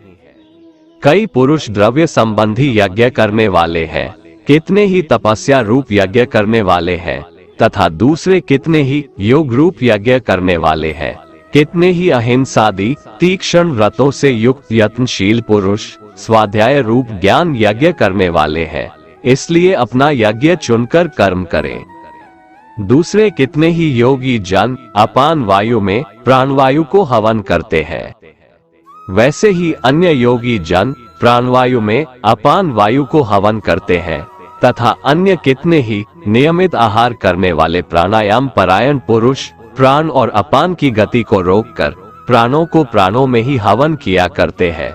ये सभी साधक यज्ञों द्वारा पापों का नाश कर देने वाले और यज्ञों को जानने वाले हैं। प्राण का अर्थ है सांस अंदर खींचना और अपान का अर्थ है सांस को छोड़ना। कौन कितना पहुंचा हुआ योगी है, उसकी अलग अलग अवस्था होती है। यहाँ श्री भगवान यही समझा रहे हैं। हे कुरुश्रेष्ठ अर्जुन, यज्ञ से बचे हुए अमृत का अनुभव करने वाले योगी जन सनातन पर ब्रह्म परमात्मा को प्राप्त होते हैं, और यज्ञ न करने वाले पुरुष के लिए तो यह मनुष्य लोक भी सुखदायक नहीं है, फिर परलोक कैसे सुखदायक हो सकता है। यज्ञ करने के बाद जो बचता है उसे श्री कृष्ण अमृत बता रहे हैं, और ये अमृत सीधे भगवान तक ले जाता है। यहाँ यज्ञ को आप कर्म भी समझ सकते हैं। कर्म करने के बाद जो उसका फल हो उसे भगवान का आशीर्वाद समझ उसमें संतुष्ट होकर अपने अगले कर्म में लग जाना चाहिए। इसी प्रकार और भी बहुत तरह के यज्ञ वेद की वाणी में विस्तार से कहे गए हैं। उन सब को तू मन, इंद्रिय और शरीर की क्रिया द्वारा संपन्न होने वाला जान। इस प्रकार तत्व से जानकर उनके अनुष्ठान द्वारा तू कर्म बंधन से सर्वथा मुक्त हो जाएगा, अर्थात तू परमात्मा को प्राप्त हो जाएगा। हे परंतप अर्जुन, आहुति चढ़ाकर किए गए यज्ञ की अपेक्षा ज्ञान यज्ञ अत्यंत श्रेष्ठ है। ज्ञान यज्ञ वो है जिसमें अपनी इंद्रियों को वश में रखते हैं, अपनी सांसों पर नियंत्रण रखते हैं, कर्म तो करते हैं लेकिन फल की इच्छा नहीं रखते हैं। ये सब ज्ञान यज्ञ ही तो है। ज्ञान यज्ञ हमें सीधे ईश्वर से साक्षात्कार कराता है, हमें उनसे जोड़ता है। उस ज्ञान को तू तत्वदर्शी ज्ञानियों के पास जाकर समझ, उनको भली भांति दंडवत प्रणाम करने से, उनकी सेवा करने से और कपट छोड़कर सरलता पूर्वक प्रश्न करने से वे परमात्मा तत्व को भली भांति जानने वाले ज्ञानी महात्मा तुझे उस तत्व ज्ञान का उपदेश देंगे, जिसको जानकर फिर तू इस प्रकार मोह को नहीं प्राप्त होगा। तथा हे अर्जुन, उस ज्ञान को प्राप्त करके उस पर अमल करके तू परमात्मा को प्राप्त हो जाएगा। यदि तू अन्य सब पापियों से भी अधिक पाप करने वाला है तो भी तू ज्ञान रूप नाव द्वारा परमात्मा की भक्ति करके पाप रूपी समुद्र से तर जाएगा। क्योंकि हे अर्जुन, जैसे प्रज्वलित अग्नि ईंधनों को भस्ममय कर देता है, वैसे ही ज्ञान रूप अग्नि संपूर्ण कर्मों को भस्ममय कर देता है और मनुष्य परमात्मा को प्राप्त हो जाता है। इस संसार में ज्ञान के समान पवित्र करने वाला निसंदेह कुछ भी नहीं है। उस ज्ञान को कितने ही काल से कर्मयोग के द्वारा मनुष्य अपनी मृत्यु के पश्चात अगले जन्म में अपने आप ही आत्मा में पा लेता है और वह मनुष्य फिर से कर्मयोग में लग जाता है, अर्थात ज्ञान कभी नष्ट नहीं होता है। जिसने अपनी इंद्रियों को जीत लिया है वह मनुष्य ज्ञान को प्राप्त होता है और भगवान की प्राप्ति कर परम शांति को प्राप्त हो जाता है। विवेकहीन और श्रद्धा रहित और संशय युक्त मनुष्य इस ज्ञान को कभी प्राप्त नहीं कर पाता है। ऐसे संशय युक्त मनुष्य के लिए न ये लोक है, न परलोक है और न सुख ही है। हे धनंजय, जिसने कर्मयोगी की विधि से समस्त कर्मों को परमात्मा में अर्पण कर दिया है और जिसने विवेक द्वारा समस्त संशयों का नाश कर दिया है, ऐसे वश में किए हुए मन वाले पुरुष को कर्म नहीं बांधते और वो सीधे परमात्मा को प्राप्त होते हैं। इसलिए हे भरतवंशी अर्जुन, तू हृदय में स्थित इस अज्ञान जनित अपने संशय का विवेक ज्ञान रूप तलवार द्वारा छेदन करके समत्व रूप कर्मयोग में स्थित हो जा और युद्ध के लिए खड़ा हो जा। अध्याय 5 कर्म संन्यास योग। अर्जुन कहते हैं, हे प्रभु, कभी आप संन्यास माध्यम से कर्म करने के लिए कहते हैं और कभी निष्काम माध्यम से कर्म करने के लिए कहते हैं, इसलिए इन दोनों में मेरे लिए जो परम कल्याणकारी हो उसे कहिए। श्री भगवान ने कहा, संन्यास माध्यम से किया जाने वाला कर्म और निष्काम माध्यम से किया जाने वाला कर्म, ये दोनों ही परम श्रेय को दिलाने वाला है, परंतु संन्यास माध्यम की अपेक्षा निष्काम कर्म योग श्रेष्ठ है।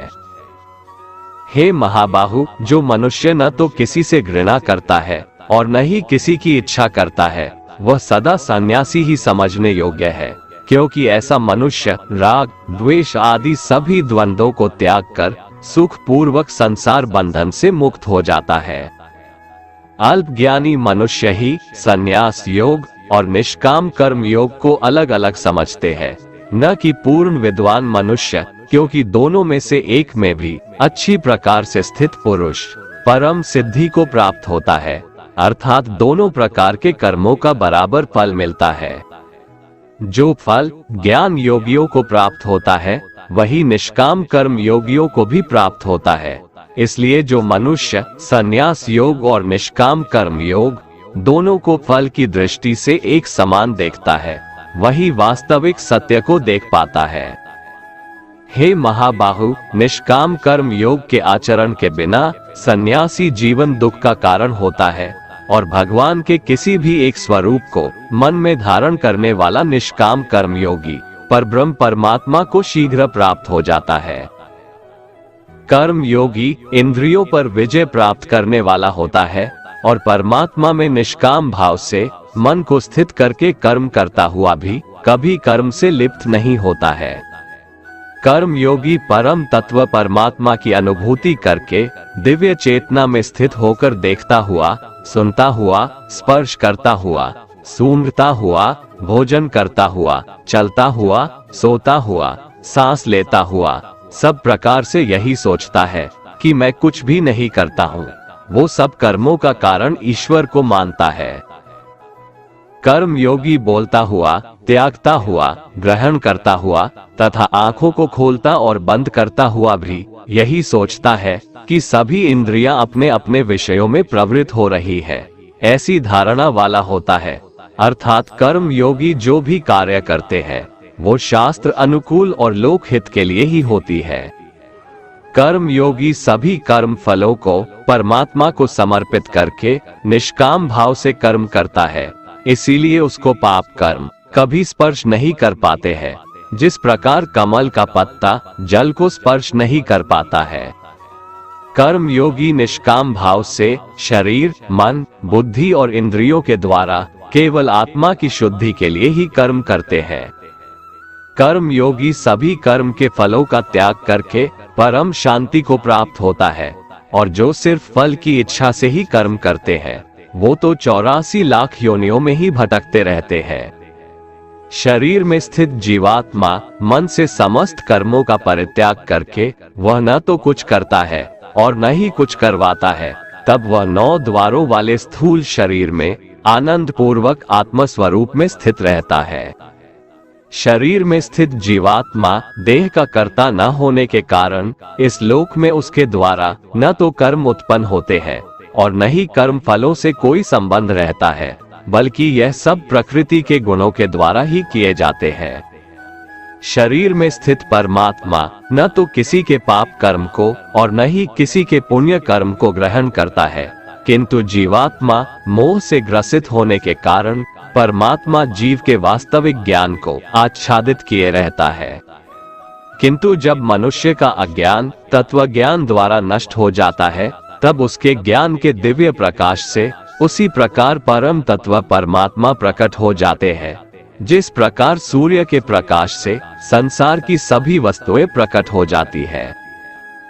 जब मनुष्य बुद्धि और मन से परमात्मा की शरण ग्रहण करके परमात्मा के ही स्वरूप में पूर्ण श्रद्धा भाव से स्थित होता है, तब वह मनुष्य तत्व ज्ञान के द्वारा सभी पापों से शुद्ध होकर पुनर्जन्म को प्राप्त न होकर मुक्ति को प्राप्त होता है। तत्वज्ञानी मनुष्य विद्वान ब्राह्मण और विनम्र साधु को तथा गाय, हाथी, कुत्ता और नरभक्षी को एक समान दृष्टि से देखने वाला होता है। तत्वज्ञानी मनुष्य का मन समभाव में स्थित रहता है, उसके द्वारा जन्म मृत्यु के बंधन रूपी संसार को जीत लिया जाता है, क्योंकि वह ब्रह्म के समान निर्दोष होता है और सदा परमात्मा में ही स्थित रहता है। तत्वज्ञानी मनुष्य न तो कभी किसी भी प्रिय वस्तु को पाकर हर्षित होता है और न ही अप्रिय वस्तु को पाकर विचलित होता है। ऐसा स्थिर बुद्धि, मोह रहित, ब्रह्म को जानने वाला सदा परमात्मा में ही स्थित रहता है। तत्वज्ञानी मनुष्य बाहरी इंद्रियों के सुख को नहीं भोगता है, बल्कि सदैव अपनी ही आत्मा में रमण करके सुख का अनुभव करता है। ऐसा मनुष्य निरंतर परब्रह्म परमात्मा में स्थित होकर असीम आनंद को भोगता है। हे कुंती पुत्र अर्जुन, इंद्रिय और इंद्रियों के संयोग से उत्पन्न होने वाले ये भोग प्रारंभ में सुख देने वाले होते हैं और अंत में यही इंद्रियों के विषयों का भोग दुख का कारण बनता है। इसी कारण तत्वज्ञानी कभी भी इंद्रिय सुख नहीं भोगता है। जो मनुष्य शरीर का अंत होने से पहले ही काम और क्रोध से उत्पन्न होने वाले वेग को सहन करने में समर्थ हो जाता है, वही मनुष्य योगी है और वही इस संसार में सुखी रह सकता है। जो मनुष्य अपनी आत्मा में ही सुख चाहने वाला होता है और अपने मन को अपनी ही आत्मा में स्थिर रखने वाला होता है, जो आत्मा में ही ज्ञान प्राप्त करने वाला होता है, वही मनुष्य योगी है और वही ब्रह्म के साथ एक होकर परब्रह्म परमात्मा को प्राप्त होता है। जिनके सभी पाप और सभी प्रकार की दुविधाएं ब्रह्म का स्पर्श करके मिट गई हैं, जो समस्त प्राणियों के कल्याण में लगे रहते हैं, वही ब्रह्म ज्ञानी मनुष्य मन को आत्मा में स्थित करके परम शांति स्वरूप परमात्मा को प्राप्त करके मुक्त हो जाते हैं।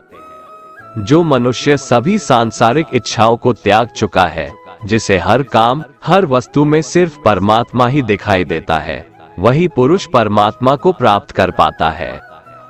सभी इंद्रिय विषयों का चिंतन बाहर ही त्याग कर और आंखों की दृष्टि को दोनों भुवों के मध्य में केंद्रित करके प्राण वायु और अपान वायु की गति नासिका के अंदर और बाहर सम करके मन सहित इंद्रियों और बुद्धि को वश में करके परमात्मा का ध्यान करने वाला योगी मोक्ष को प्राप्त होता है। ऐसा मुक्त पुरुष मुझे सभी यज्ञों और तपस्याओं को भोगने वाला, सभी लोकों और देवताओं का परमेश्वर तथा संपूर्ण जीवों पर उपकार करने वाला परम दयालु एवं हितैषी समझता है और ऐसा मनुष्य परम शांति को प्राप्त होता है। इस प्रकार उपनिषद, ब्रह्म विद्या तथा योग शास्त्र रूप श्रीमद् भगवद गीता के श्री कृष्ण अर्जुन संवाद में कर्म संन्यास योग नाम का 5वां अध्याय संपूर्ण हुआ। श्रीमद् भगवद गीता अध्याय 6 आत्म संयम योग। इस अध्याय में श्री भगवान बताएंगे कि योग में स्थित मनुष्य के क्या क्या लक्षण होते हैं। यहाँ योग का मतलब है परम पिता परमेश्वर को प्राप्त करने के लिए किया जाने वाला कर्म।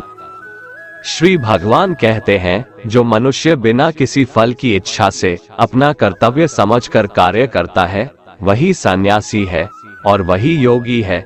न तो अग्नि को त्यागने वाला ही सन्यासी होता है और न ही कार्यों को त्यागने वाला ही योगी होता है। हे पांडुपुत्र, जिसे सन्यास कहते हैं उसे ही तू योग समझ, क्योंकि इंद्रिय सुख की इच्छा का त्याग किए बिना कभी भी कोई मनुष्य योग अर्थात परमात्मा को प्राप्त नहीं हो सकता है।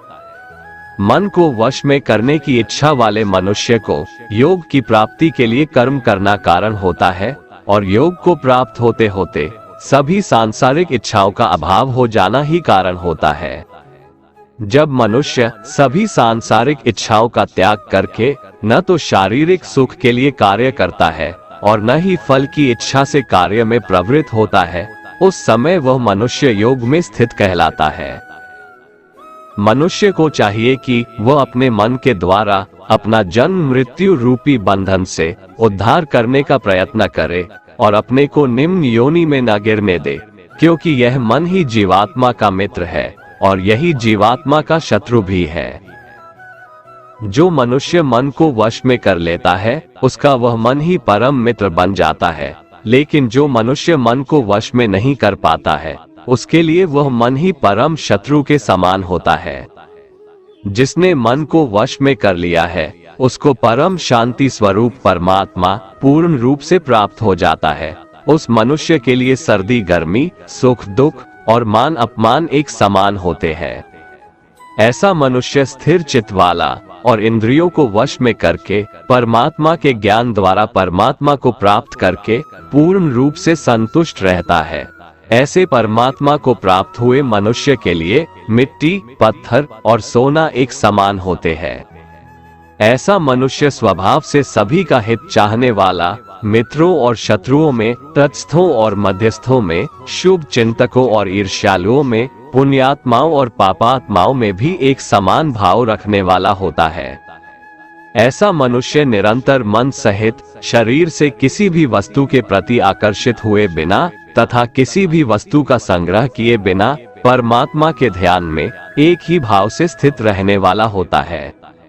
योग के अभ्यास के लिए मनुष्य को एकांत स्थान में, पवित्र भूमि में, न तो बहुत ऊंचा और न ही बहुत नीचा, कुशा के आसन पर मुलायम वस्त्र या मृगछाला बिछाकर उस पर दृढ़ता पूर्वक बैठकर मन को एक बिंदु पर स्थित करके चित्त और इंद्रियों की क्रियाओं को वश में रखते हुए अंतःकरण की शुद्धि के लिए योग का अभ्यास करना चाहिए।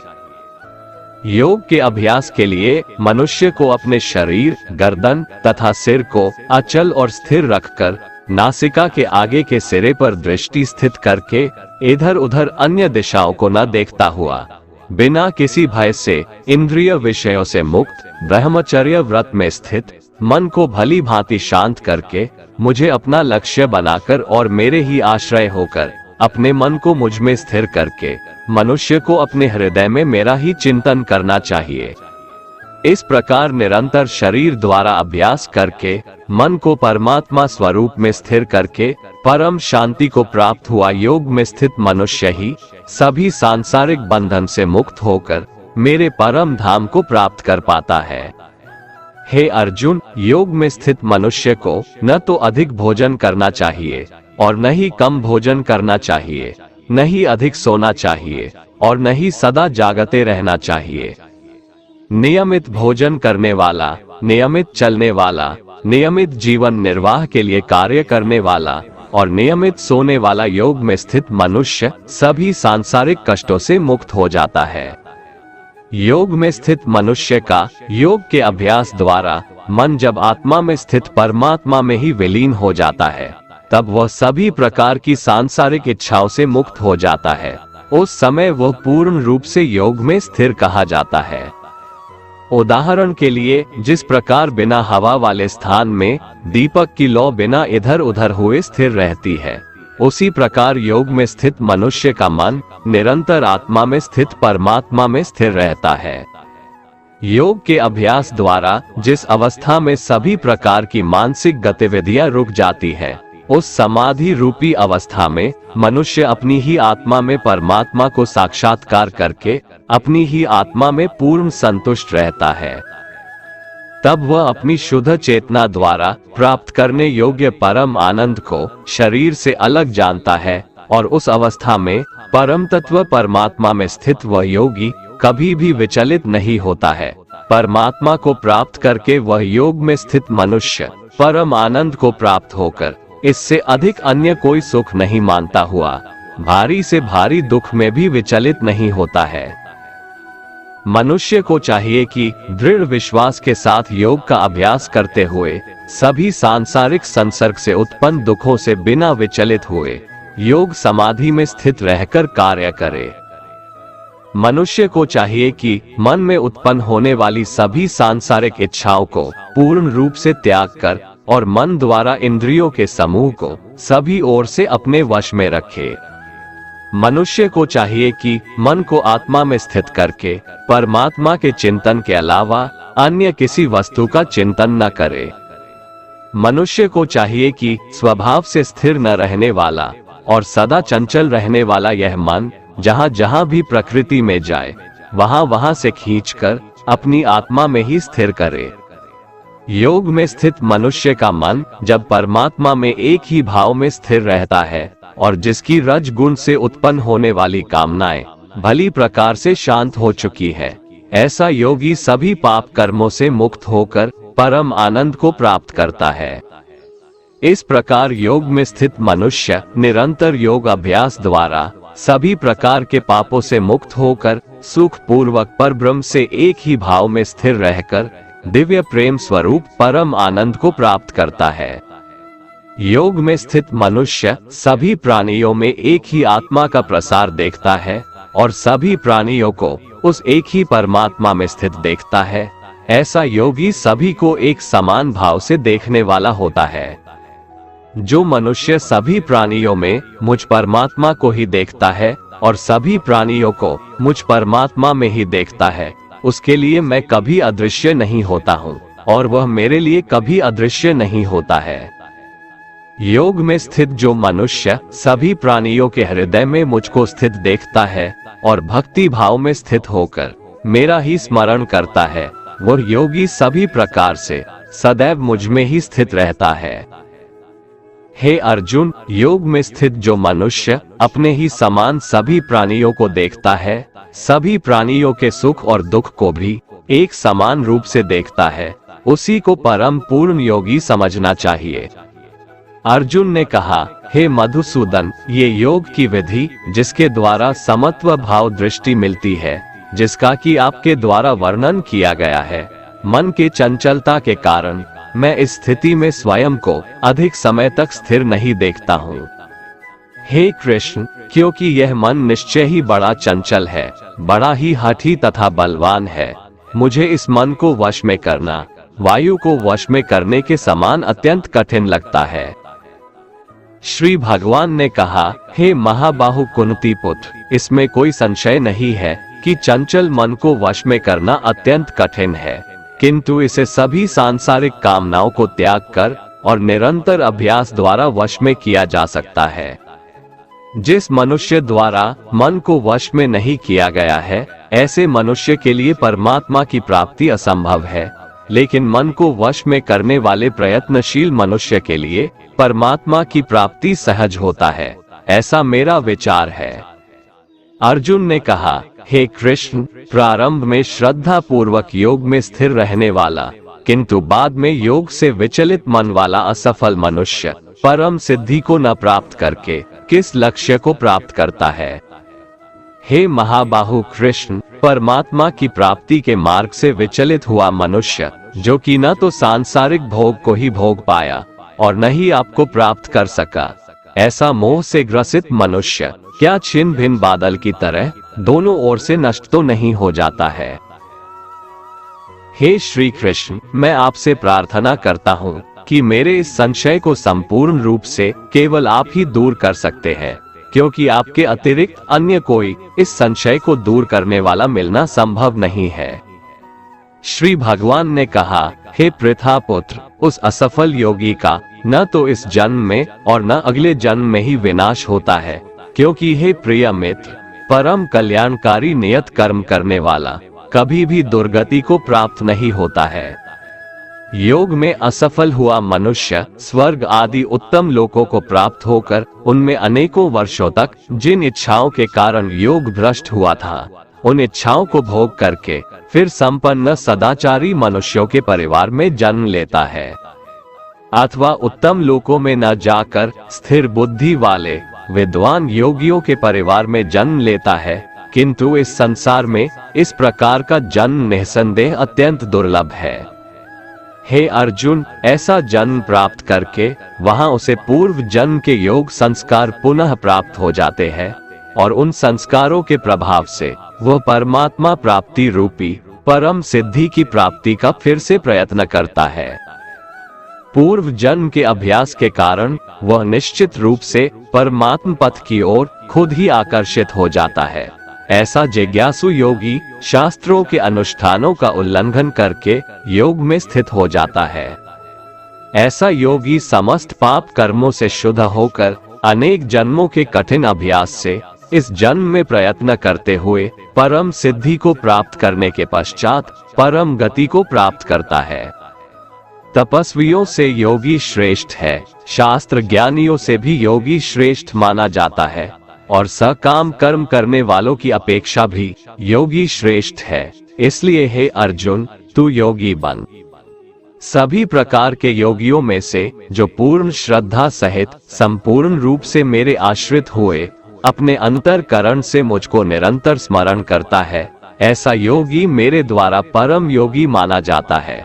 इस प्रकार उपनिषद, ब्रह्म विद्या तथा योग शास्त्र रूप श्रीमद् भगवद गीता के श्री कृष्ण अर्जुन संवाद में ध्यान योग अर्थात आत्म संयम योग नाम का 6वां अध्याय संपूर्ण हुआ। श्रीमद् भगवद गीता अध्याय 7 ज्ञान विज्ञान योग। परमात्मा के निर्गुण निराकार तत्व के प्रभाव महात्म्य आदि के रहस्य को पूर्ण रूप से जान लेने का नाम ज्ञान है, तथा सगुण, निराकार एवं साकार तत्व के लीला, रहस्य, महत्व, गुण एवं प्रभाव आदि के पूर्ण ज्ञान का नाम विज्ञान है।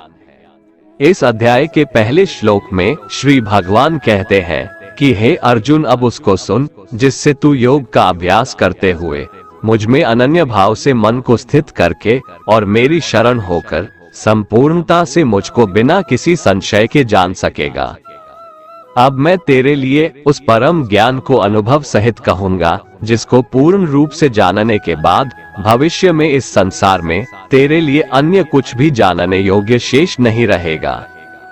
हे अर्जुन, हजारों मनुष्यों में से कोई एक मेरी प्राप्ति के लिए प्रयत्न करता है और उन प्रयत्न करने वालों में भी कोई एक ही होता है जो मुझे यथार्थ रूप से जान पाता है।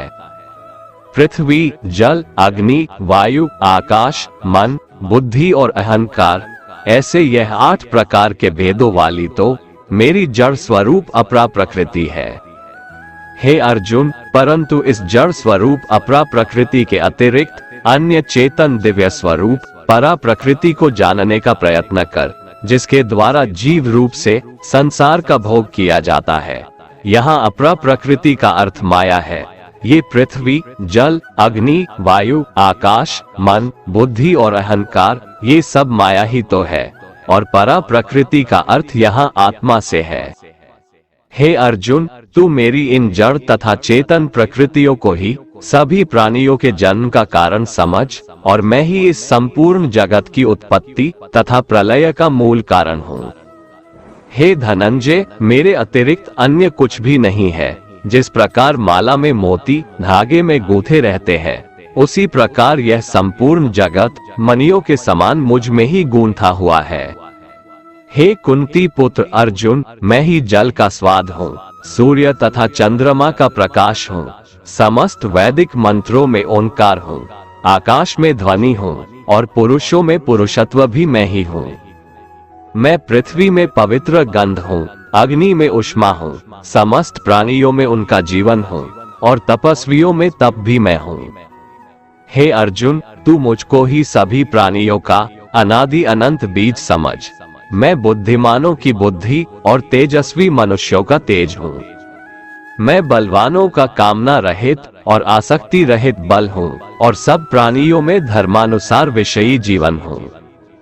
प्रकृति के 3 गुण, सत्व गुण, रज गुण और तम गुण से उत्पन्न होने वाले भाव, उन सबको तू मुझसे उत्पन्न होने वाला समझ, परंतु प्रकृति के गुण मेरे अधीन रहते हैं, मैं उनके अधीन नहीं हूँ।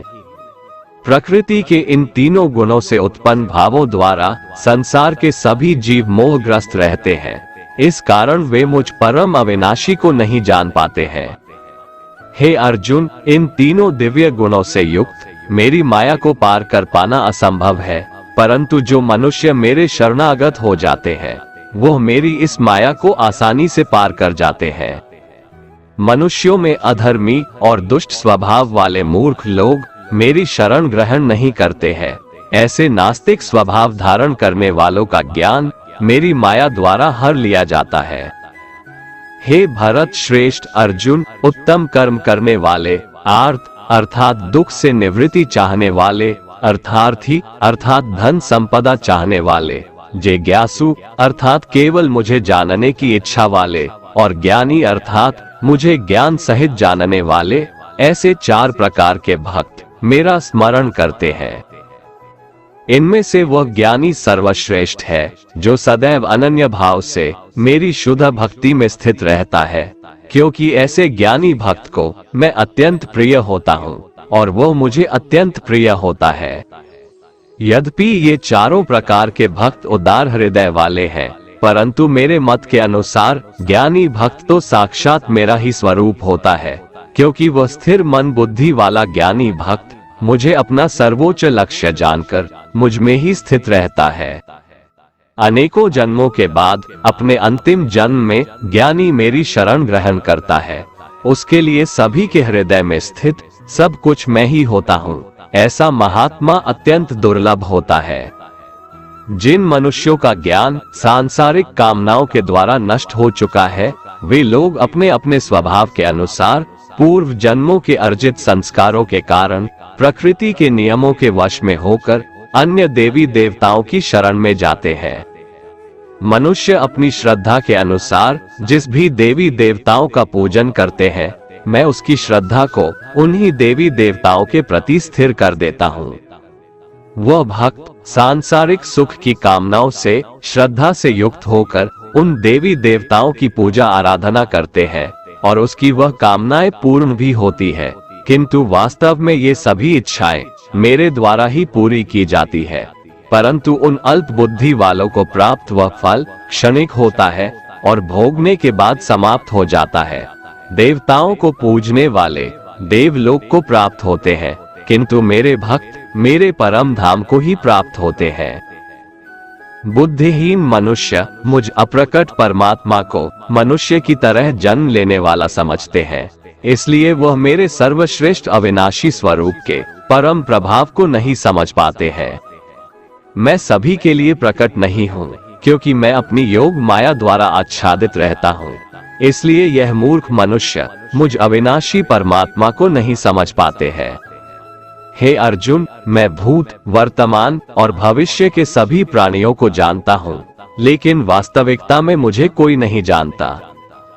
हे भरतवंशी, संसार में सभी प्राणी इच्छा, द्वेष आदि द्वंद्वों से उत्पन्न मोह के कारण जन्म लेकर पुनः मोह को प्राप्त होते हैं। परंतु जिस मनुष्य ने पूर्व जन्मों में और इस जन्म में पुण्य कर्म किए हैं तथा उसके सभी पाप पूर्ण रूप से नष्ट हो चुके हैं, वह दृढ़ संकल्प के साथ मेरी भक्ति करके मोह आदि सभी द्वंद्वों से मुक्त हो जाते हैं। जो मनुष्य मेरी शरण होकर वृद्धावस्था और मृत्यु से मुक्ति पाने की इच्छा करता है, ऐसे मनुष्य उस ब्रह्म को, परमात्मा को और उसके सभी कर्मों को पूरी तरह से जानते हैं। जो मनुष्य मुझे अधिभूत अर्थात संपूर्ण जगत का कर्ता, अधिदैव अर्थात संपूर्ण देवताओं का नियंत्रक तथा अधियज्ञ अर्थात संपूर्ण फलों का भोक्ता समझता है और जिसका मन निरंतर मुझ में स्थित रहता है, वह मनुष्य मृत्यु के समय में भी मुझे जानता है और मेरे परम धाम को प्राप्त होता है। दोस्तों, अगर आपको हमारा ये वीडियो पसंद आया तो कमेंट में जय श्री राधे कृष्ण लिखें और ऐसे ही प्रेरणादायक वीडियो देखने के लिए हमारे चैनल को सब्सक्राइब कर लें। जय श्री राधे कृष्ण।